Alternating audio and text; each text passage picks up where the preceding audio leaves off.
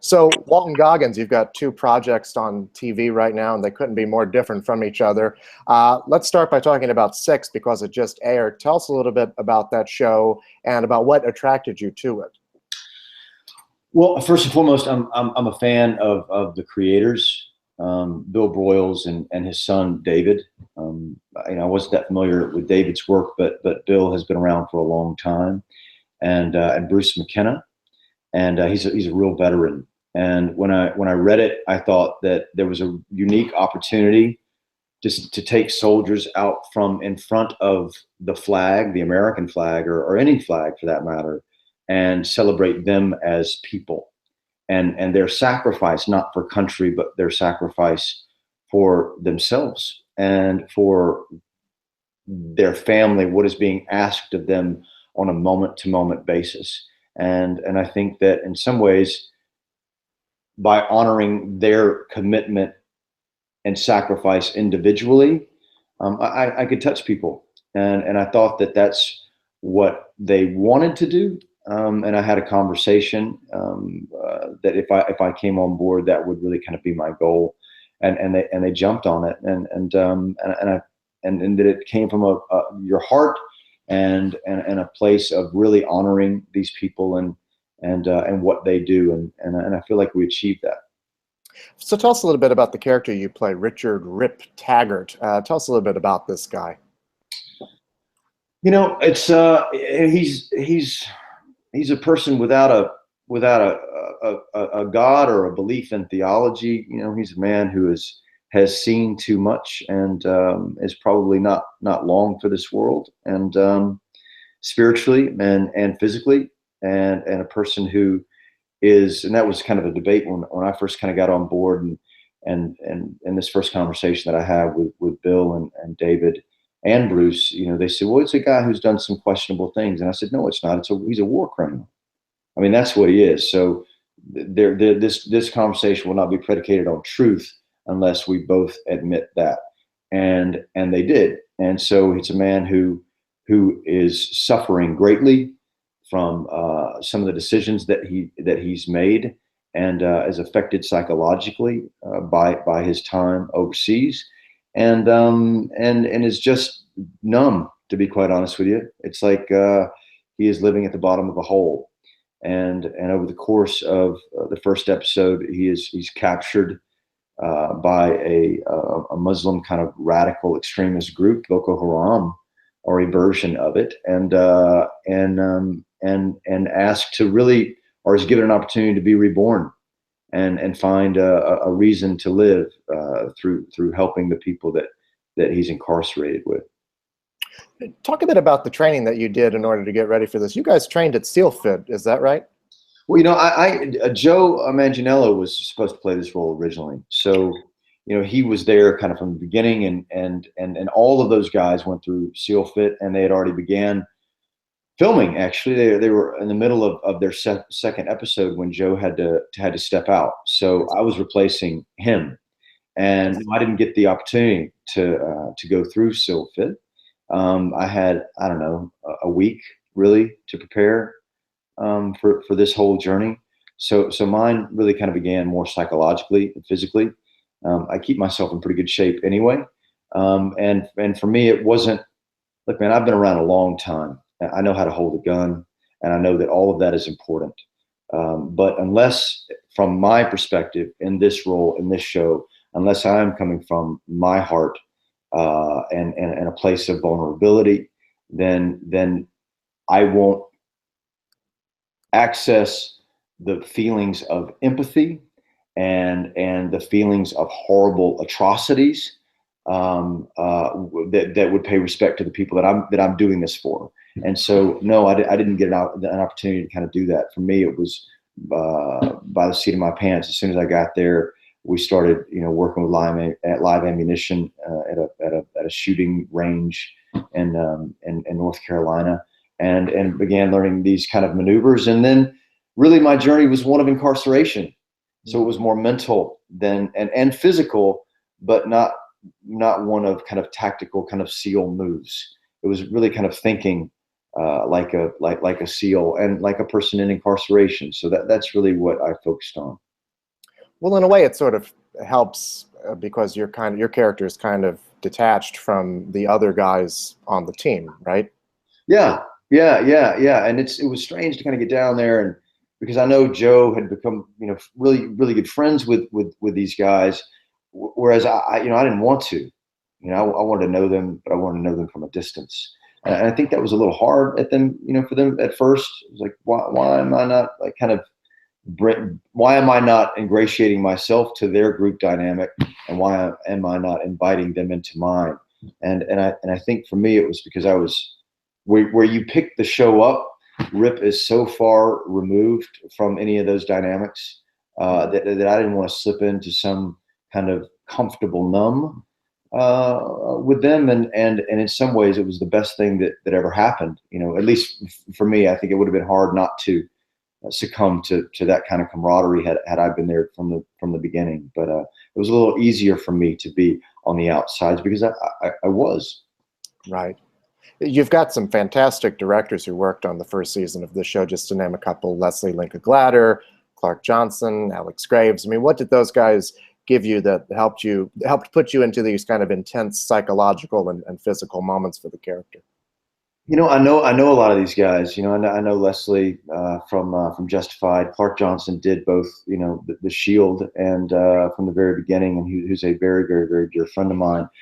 Alex Graves is just, I don't know why that guy's not directing $150 million movies. He's so good. I think what any great director kind of brings to a project like this, you hire the right actor, and then you get out of their way. 90% of what you want should be in the person that you cast, and the rest of it is that 10% is the how you make those transitions and those experiences salient. And that's what Quentin does. That's what every great director that I've ever worked with. So for me, those guys, I just look at them to say, am I pointing true north? And then all of them have the ability and the experience to step in and say, no, let's go here on this. Let's go here. Let's go here. Let's go here. And then they're all just as good as it gets in this medium or any other. Absolutely. Now, do you hear from people from Navy SEALs, from people in the military? Do they come up to you and talk to you about the show at all? Or They do. Yeah. They do. And I've had a number of those experiences over the course of my career. And that's what you want, man. Really, it really is what you. It's not the only reason that you do this by any stretch of the imagination, but and I've had an opportunity to fly quite a bit over the last 5 months, and since it kind of came out in the last 3 months, and I'm stopped quite a bit by people in the service and our military. Then say thank you for giving a shit. To be quite honest with you, thank you for caring and highlighting what happens when there aren't cameras around, or when it's not an opportunity for press, but when no one's looking, and those moments are really, really difficult. Mm-hmm. Well, it's a great show. Switching gears dramatically, to say the least, Vice Principals. Tell us a little bit about that show and about Lee Russell, the character you play. First and foremost, I think Danny McBride is on the periphery, like this satellite kind of comedic genius. And I've been a fan of both Danny and Jodie and Dave Gordon Green for a very long time. And I think that in some ways they're so far ahead of the curve. It's taken, a while for people to kind of catch up to how deep and complex, socially speaking, the issues that they write about. And so when I read this for the first time, and I got a phone call, I was shaking with excitement, and I just didn't want to mess it up. To be quite honest with you, it's a lot to step into the ring with those guys, because what they do is so specific and they're so good at it. But they welcomed me with open arms, and I just knew that I was in safe hands, and we just went for it and tried to. What's really interesting about these guys is they don't make comedies. They make dramas that happen to be funny. And for me, I said, this is kind of how I see this thing. And when I was on the phone with Danny while we were doing The Hateful Eight, I just started doing a little bit of it for him, because when the writing is that good, it just makes my job that much easier.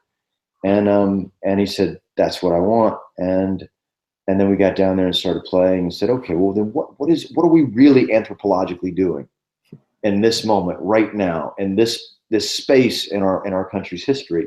And I feel like whether we got it right or whether we got it wrong, we died trying, you know, and I'm as proud of it as anything I've ever done. Well, he's such a unique character, Lee Russell, in the way that he dresses and the way that he talks and his mannerisms. I wonder, I mean, how much of that was in the writing and how much of that was of your own creation? How did you find this character? You know, again, I think it's, you know, I think what we do is just turn yourself over to an imaginary set of circumstances and live in your imagination. And it's really that simple. And for me, when I read it for the first time, you know, the highlights and the hair were kind of in there. And Danny said, you know, you don't have to do that. I said, oh, yes. Oh, yeah, oh, for sure. Oh, we're doing highlights. And then you just put the clothes on and you understand that this guy is, he's so damaged. You know, he's such a man in an arrested state of development, both spiritually and psychologically. And I had the benefit of even though season 2 wasn't completely written, it was being written, but of talking with Danny extensively about that. And season 1 is about who these guys are, and season 2 is about why they are who they are. And I think that if you honor that, and you come from like Lee Russell's place of pain, and that's in the background of everything that you do, well, then, you know, you'll have something, you know, hopefully worth watching, at the very least. It's satiating for you to play, man. And that's really where it came from for me. And wringing the comedy out of it, I mean, it goes into some pretty dark territory. Like you said, Lee Russell is such a sad, damaged man. I wonder how you balance those two extremes. You know what I mean? You know, I think you're benefited, or I benefited greatly from that's their comedy. You know, that's their drama and their comedy. You know, they take you into a place, they lull you into a place that of laughter, and you feel comfortable to laugh. And in the middle of this laugh, you look around and think, is it okay for me to laugh? Am I in a safe place to laugh? Because they want you to think about the situation they're in and what's really, you know, what they're really saying. And so when you have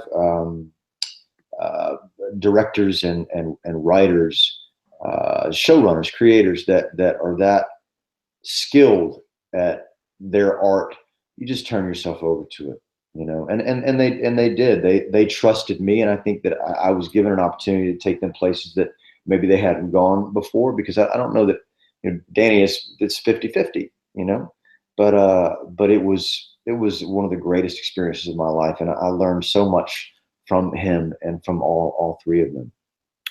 And both of these shows have such a great sense of setting and place. I mean, being from the South, I really appreciate all of the little details of vice principals. Mm-hmm. What does that sort of add to your character? You know, what does that add to my character? Well, I think I'm from the South originally, and I think Southerners are by their very nature very good storytellers, and I think they're interesting. They're really interesting, authentic people, and I suppose like on that level. But I don't know. I think these guys could have had accents from Albany, New York, and have been just as funny, or they could have been from the Midwest, or they could have been from California. I don't think necessarily it was you know, the place that made it funny. I think it was the situation and the words that were in these people's mouths that made it funny. Right. Now, season 2 is coming up this coming month, actually. Yeah, it is. Well, yes, it sure is. Yeah. Yeah. So, I mean, what can we look forward to in that? Sure, sometime. Wow. You know, I think again, it's season 1 is about why they are or who they are. Season 2 is about why they are who they are. Mm-hmm. I think you're going to get, you're really going to understand the other players kind of involved in the school.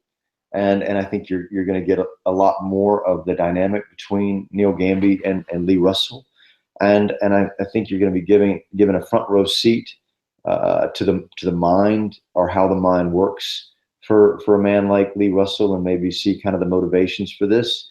And it's hilarious It's hilariously sad. It's so tragic, and you thought the train wreck maybe happened in season one, but you know, it's headed for a very big building with a nuclear warhead on front in season two.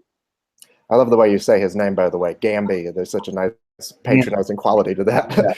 Yeah. Neil Gamby. Gamby. I mean, whenever I talk to Danny on the phone, more often than not, I'm just like, Gamby, Gamby, what are you doing this weekend? So I wanted to ask you a couple of questions. You're an Emmy nominee for Justified. What did that recognition mean for you? You know, I'm personally, I think, you know, personally, what did it mean for me?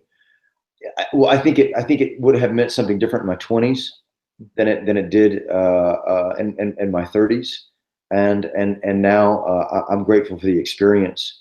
For me, it's no different than getting the opportunity to walk with a Himba tribe in Namibia for 5 days. I had never done it before. Now I've done it, and the same with an Emmy. It's what a beautiful feather to have in your cap. It's not the end all be all for anything, and if it gives me an opportunity on some level to continue to express myself, because I think I have more to say, then I'm grateful for it.